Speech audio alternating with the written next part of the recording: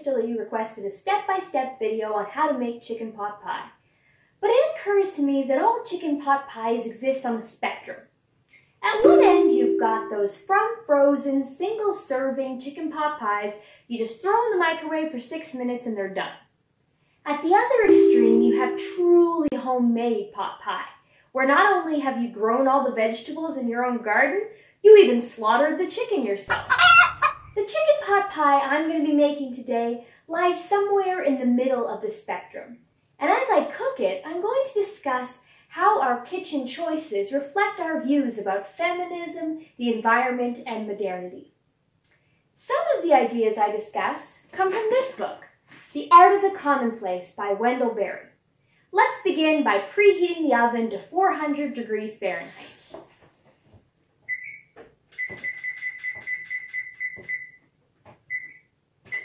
For Berry, the homemade end of the spectrum is the good end. It's healthier, there's less garbage, less money goes to soulless multinational corporations, and the cook feels that sense of accomplishment that comes with making something unique with artistry and skill. The other end of the spectrum remains popular because it's quick, does not require any specialized knowledge, and the results are predictable. My great shame is that when it comes to the pie crust, today I'm taking the corporate route. I'm using pre-made Pillsbury roll-out crust. My problem is skill level. I don't yet know how to make dough that's consistently the right consistency.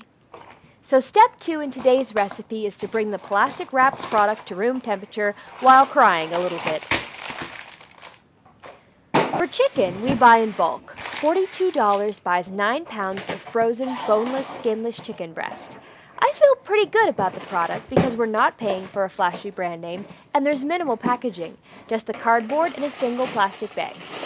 Berry's main problem with it, I think, would be that with the bones and skin removed, it's not obvious that this was ever an animal.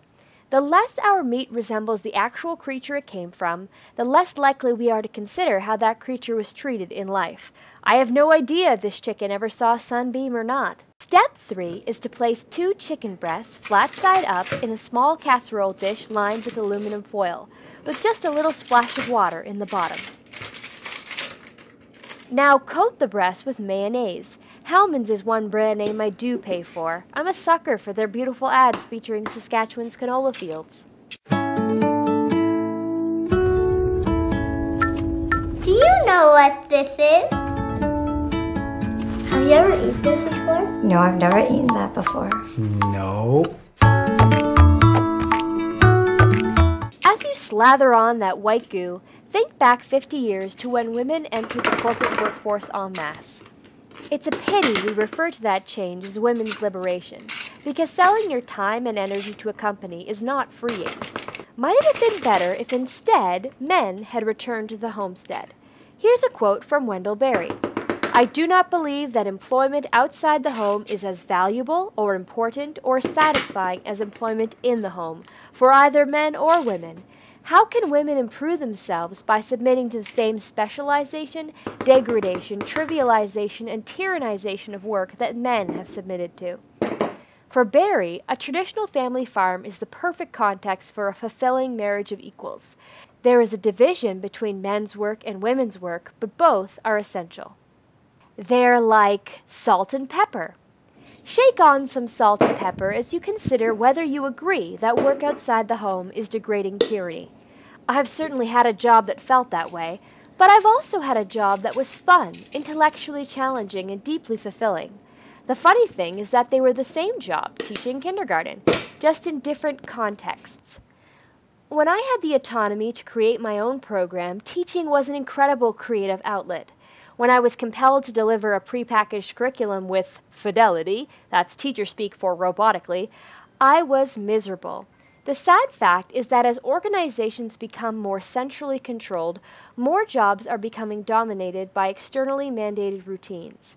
That's dehumanizing.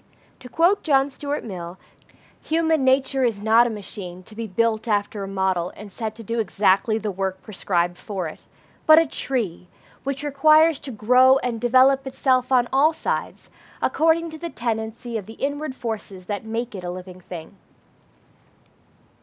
As you place the chicken in the oven for 40 minutes, consider that you have the most freedom to work your own way when you work at home. That's why I love being a homemaker. That my husband labors in the salt mines every day so I can stay home is the nicest thing anyone could ever do for me. Step 7. Dice 2 potatoes and get them in water. But isn't it boring being a housewife, you ask? Barry argues that housework only became a drudgery when labor-saving devices reduced the need for artistry and thrift. A woman making her own dough from scratch instead of taking shortcuts like me would be too busy and creatively engaged to be bored. I somewhat agree. I know I'll get more satisfaction out of this pot pie than I would from a pre-made one, but I also don't want to spend all of my time cooking and cleaning. Labor-saving devices mean that I also have time in the day to read widely, write prolifically, make videos, and volunteer in my community.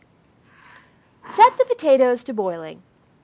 I'm pretty grateful for my washing machine, my dishwasher, and even that overpackaged dough.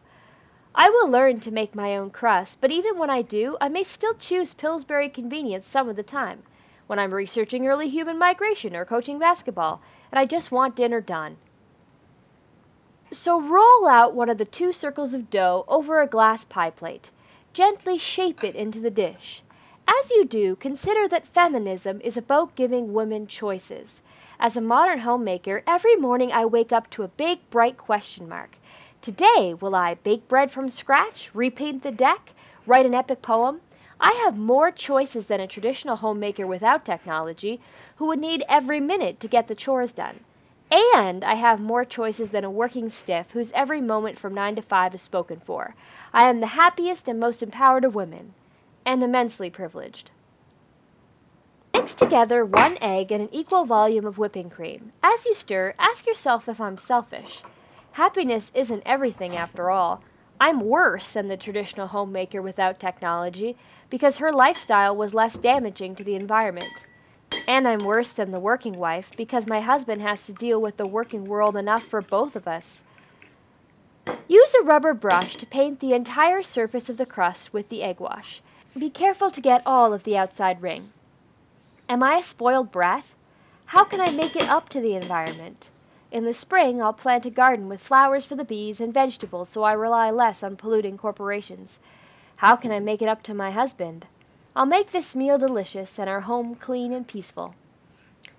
Step 12. When the potatoes are soft enough that a fork pierces them easily, drain them, set them aside, and consider with gratitude your unique set of privileges.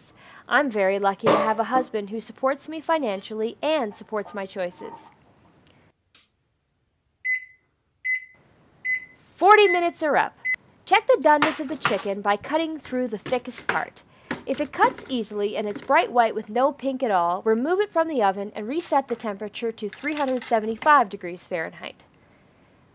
Now, cut the chicken into cubes. As you do, consider whether the freedom and domestic bliss I enjoy will become available to more or fewer people as the world becomes increasingly automated. On the one hand, automation decreases production costs, which reduces the price of manufactured goods. That might mean a chicken in every pot. On the other hand, automation causes unemployment. In Rise of the Robots, Technology and the Threat of a Jobless Future, Martin Ford suggests that machines might deliver all the goods and services in the world on the cheap, but the massively unemployed masses will be unable to afford them. Trekonomics by Manu Sadia proposes the brighter Star Trek future, where the means of production become a public good and inequality evaporates. He imagines all people joining me in my life of leisure, pursuing personal growth amid the bounty technology provides. Step 16. Get a tablespoon of butter sizzling in a pot. Barry, too, thinks everyone can have freedom and fulfillment, but not by embracing technology, by resisting it. Add a can of chicken broth, or use the broth that remained in the bottom of your casserole dish when you cooked the chicken. Today, I went with the can, because I accidentally threw out the casserole dish remnants while thinking about the robot future.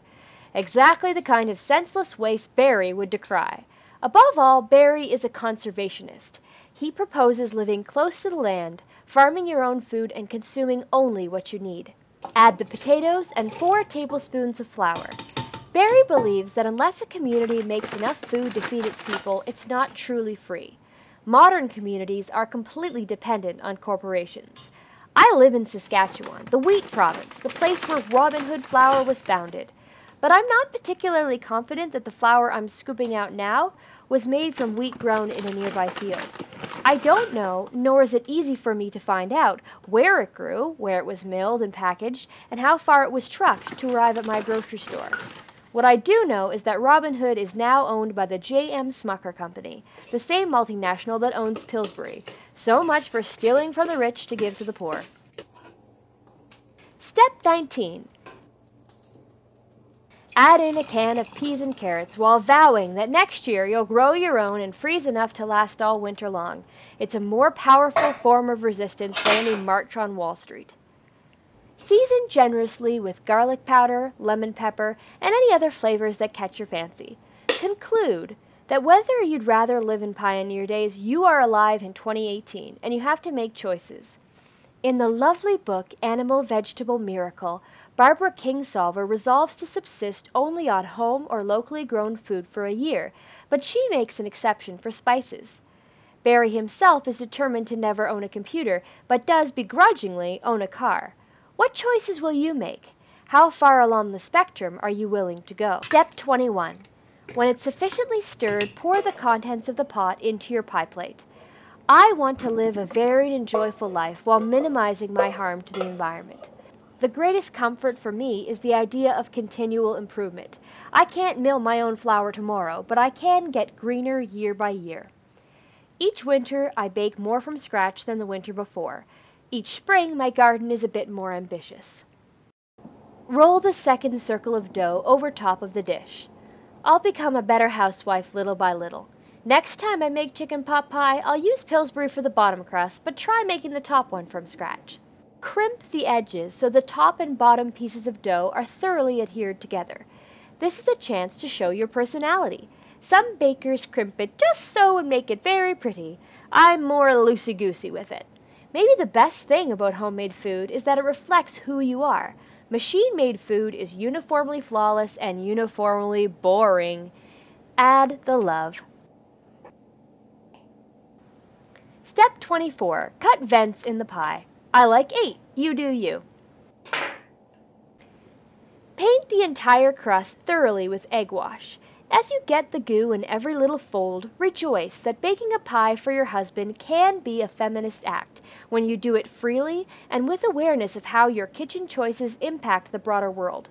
To quote my all-time favorite poem, "Not nobler is than to be free. The stars of heaven are free because, in amplitude of liberty, their joy is to obey the laws. From servitude to freedom's name, free thou thy mind in bondage pent. Depose the fetich, and proclaim the things that are more excellent." Bake in the 375-degree oven for 33 minutes. While you're waiting, read some old poetry or some new science, or do the laundry. Spend your time with intention. Be happy, but also be useful. Now remove the pie from the oven. Behold its beauty, savor its smell. Thank the chicken who died. Thank the farmers, the truckers, and the bountiful earth. Maybe even thank the corporate food scientists. When supper time arrives, reheat slices as needed in the microwave. Serve with coleslaw, salad, and conversation. Happy eating!